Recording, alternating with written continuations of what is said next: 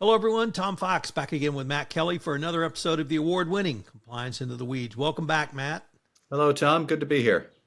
Matt, we had some pretty important news last week, although it seemed to be almost less than a thud, where the SEC adopted some cyber disclosure rules.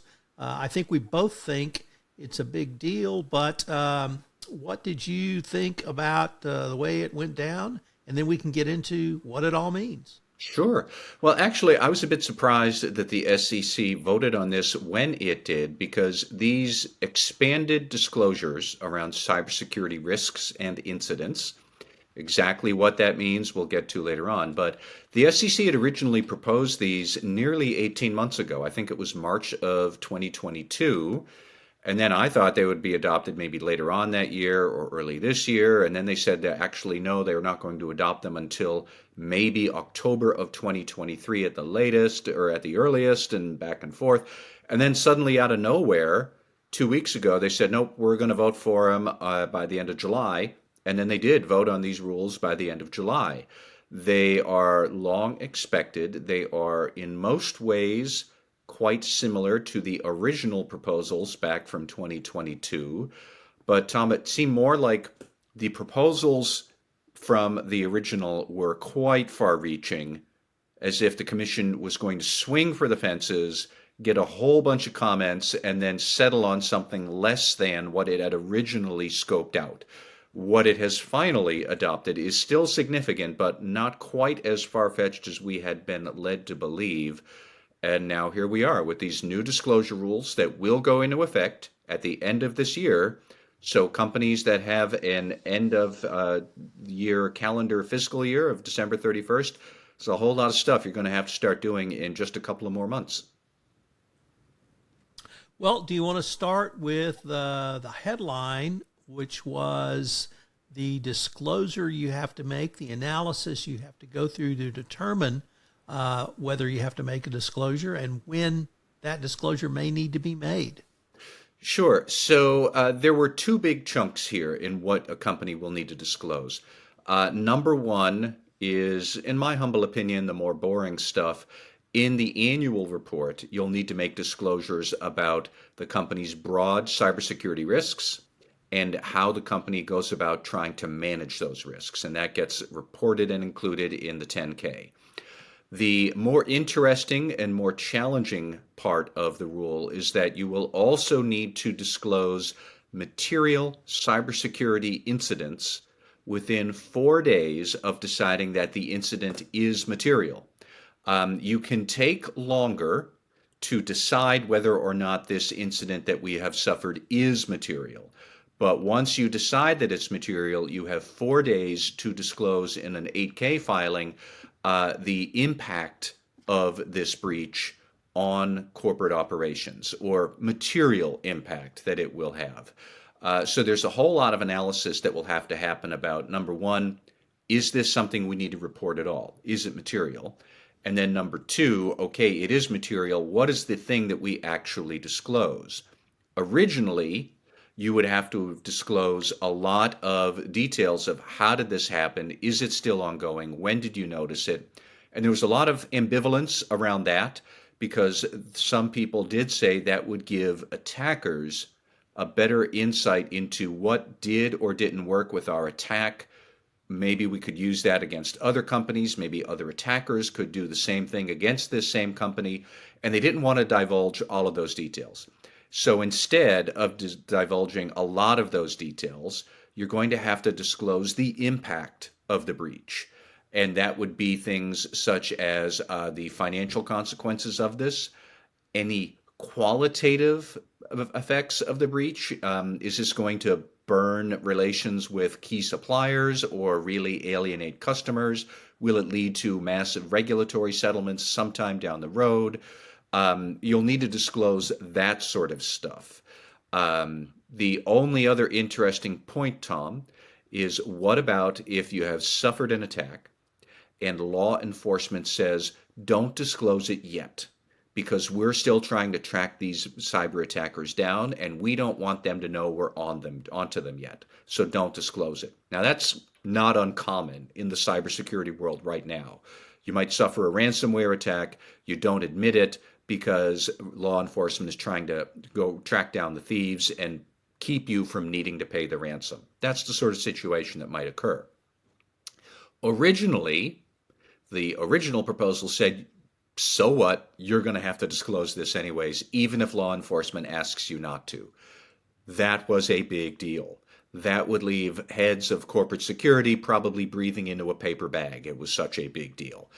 Now you have a process to keep the disclosure undisclosed, to keep the disclosure private if it is a threat to national security or public safety.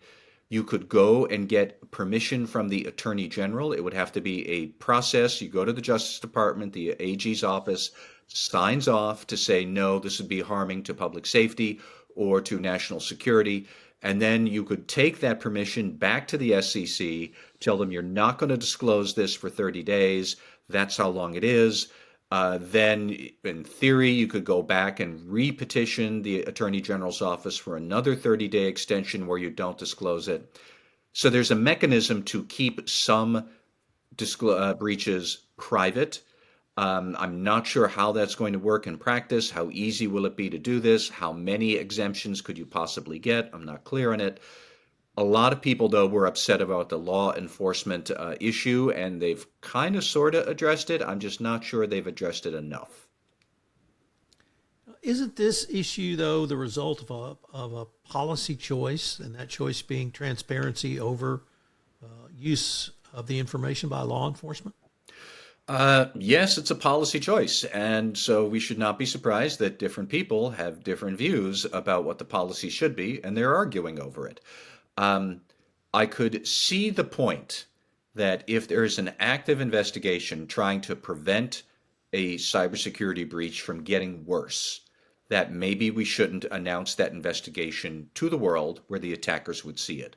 People aren't wrong to raise that scenario. And the ransomware scenario is really tailor-made for that argument. That, you might be tracking these people down, you're close to getting them, they don't know that they are, that the cops are hot on their trail, and they're waiting for you to pay the ransom. But if you then have to disclose the breach, suddenly the ransomware attackers might say, well, screw you, I'm just going to shotgun your stuff all over the internet anyways and burn the encryption key, and you'll never get it back. Like, that could happen. So I see that. On the other hand, I certainly see the argument on the other side that if you don't require companies to disclose their cybersecurity incidents, there are plenty of them who will never disclose this. That has also happened throughout the years of the internet age. So yes, it's a policy choice. Yes, investors could be harmed by not knowing how strong the company's cybersecurity measures are, and one indicator of that would be disclosing how many incidents you suffer. So there are different points here, and this is where the SEC has tried to cut the baby in half. It still strikes me as a high bar to be able to get that disclosure exemption. There are a lot of attacks. And, are we really going to have companies running to the Attorney General's office all the time seeking exemptions? The Attorney General does have a day job, being the Attorney General of the whole country. So are they going to create a dedicated wing within the AG's office to entertain these requests? What is the evidence you'd have to provide to that? What about getting repeated exemptions? At some point, we have to blow the whistle and call the play over. So, like I said, there is a mechanism here now to address the law enforcement concerns. I'm not sure how this is going to work in practice. I will be curious to see it. Well, in the immortal words of Tom Brady, I think there's something called the Tuck rule. And I can certainly see the Tuck rule coming into play here. But the SEC, as you have noted in your blog post, has made clear they don't want gamesmanship around these disclosures. They want a solid informational disclosure. What do you read into the SEC's criticism of, for instance, Pearson, as shown by the fine and penalty over their less than fulsome disclosure, Matt? Yeah, this is another good point for cybersecurity people to keep in mind. not only has the SEC now adopted these expanded new disclosure rules, shortly before that vote was taken, and I think that's an important point to raise, even before we got to these rules, the head of the enforcement division gave a speech about disclosing cybersecurity incidents and what his division looks at for bad practices that might lead to an enforcement action. So I think it's telling he spoke about all of this before the new rules were adopted, just to remind everybody you could have been, and there have been companies who have suffered enforcement actions long before any of the new stuff. Even on just existing disclosure rules, you can get nailed for poor disclosure of cyber incidents. So Gurbir Grewal, he is the head of enforcement at the SEC. He did give a couple of examples. One is First American Title Insurance, and the other is Pearson, both of which gave misleading disclosures to investors about the nature of the breaches that they suffered. First American, they had suffered a breach and they thought it wasn't material, so they did announce in a disclosure to investors, we've suffered a breach, but it's not a big deal. There's not a whole lot of sensitive information exposed. First American's IT team then subsequently realized, oh crap, we were wrong. This is a big deal. We better fix it, which they did, but they didn't disclose that this is a bigger deal internally. They did not relay that new information up to the disclosure folks at First American. So that disclosure they had made to investors was wrong. We said it wasn't a big deal. Turns out it was a big deal, and the only ones who knew it were the IT department. Good for the IT department that they caught it and they fixed it. Bad for the company that they didn't have an internal mechanism to report the new information to the disclosure people. Pearson, on the other hand, they suffered an extensive breach, and they sell testing aids for professional licenses, college assignments, things like that. So they have a lot of student data, a lot of academic data, a lot of confidential data. They suffered a breach, and they said, well, there may have been some exposure of confidential data. That's what they put in their announcement when they had already known. There was no may have involved here. The attackers saw directly a whole lot of personal data, absconded with copies of it to parts unknown on the dark web, and the company knew that this was not a hypothetical thing. The company knew this was a real thing, this damage had already happened, but they had disclosed to investors, framing it as, well, maybe there was some loss of data. It's the may have and the maybes and framing it as hypothetical. That is what Enforcement Director Grewal really zeroed in on and said, no way, you can't do that. That's why they led to an enforcement action. So it's a lot about getting your facts right internally and then disclosing that to investors. Now, you didn't have to announce exactly how did the hackers get in, what security measures failed, all of that. None of that needs to be disclosed. But you do need to disclose the severity of the incident, which means you need to know how severe it is, the people disclosing, and they didn't at First American. And you need to know the reality of what actually happened, which Pearson did know that, but they didn't disclose it in a clear way to investors. They framed it as hypothetical. And so here we are. Tom, the only other point I would like to stress from Director Grewal's speech is he talked a lot about the importance of policies, and they have to have proper policies for handling cybersecurity incidents that are useful and relevant to your company. And he did say a lot of companies copy the language from a regulation, paste it into your policy manual, and then declare victory and go home. That's not a policy. That is a cut and paste job from existing federal securities rules. And he said that's not enough. You can't just say you need to have these systems in place to find red flags. That's enough for the SEC to tell companies what to do. But a company needs to be much more specific to its employees to say, here is how we find the red flags. And when you see them, here is how you report them internally. And that was another big point of Director Grewal's speech, is that policies are important and they need to be clear and relevant and specific to your company.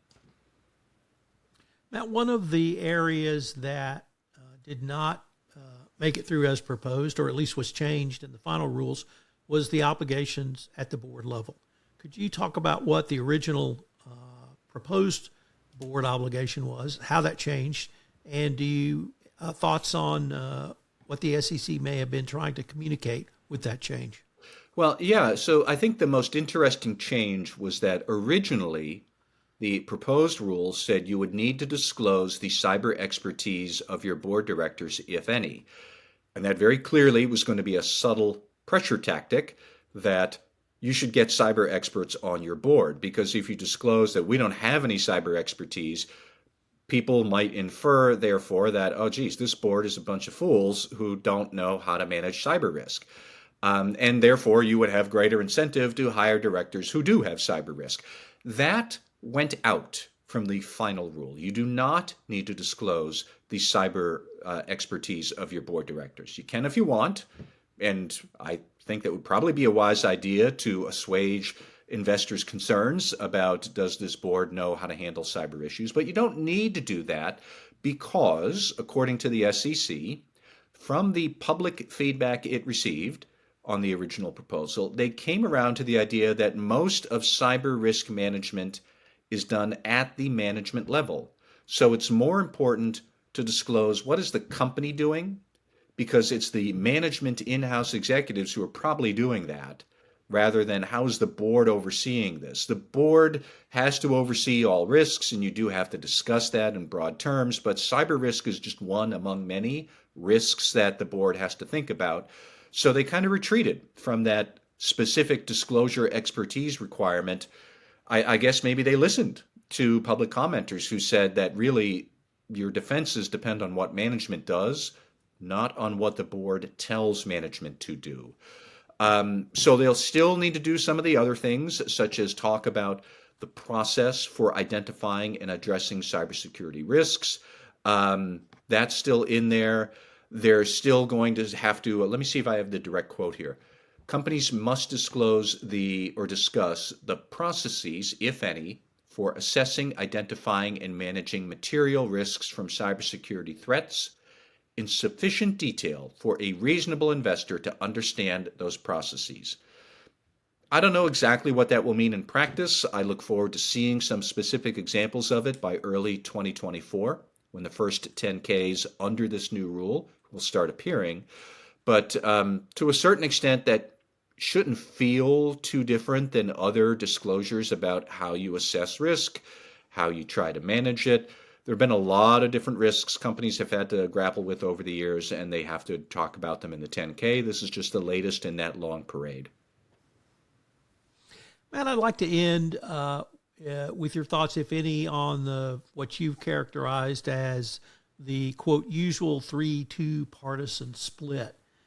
Do you recall the objections of the two Republican commissioners, and is it anything new or different than we'd heard previously?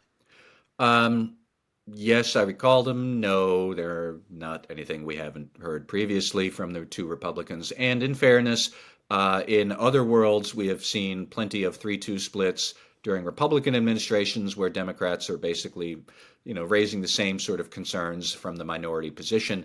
But basically, the criticism here had been that these rules were too extensive, unnecessary, because companies must always disclose about material risks, whether they're cyber or anything else, and that really by guiding companies to this level, the SEC is trying to dictate how they should run their cybersecurity functions. I am not saying I agree with that position. I do not think it is true. But that is what the Republican commissioners did say. They were not happy about this. They do agree that, yes, cybersecurity is a big issue and companies need to address it, but they don't see required disclosures as the proper vehicle for this.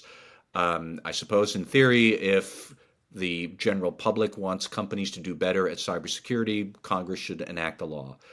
I get where that theory comes from. In the real world, Congress doesn't enact anything these days. So, you have to go where you can. And investors being aware of how companies are handling cyber risks, that's one avenue to try and get it addressed. So here we are with the usual 3-2 partisan split. Any thoughts on potential litigation or threatened litigation that you've heard of? That is a good question. I do not have a good answer for as of yet. I have not specifically heard of, typically it would be the U.S. Chamber or one of those other groups out there who would try to litigate over this. As with all things around regulation these days, I wouldn't be surprised if somebody tries to litigate over this. I just have not specifically heard any threats yet that, yep, we're taking this into federal court. Could happen. I don't know. We'll have to stay tuned. Well, I think we're going to be able to visit on this topic and issue again down the road, Matt. I think so, Tom. Thank you.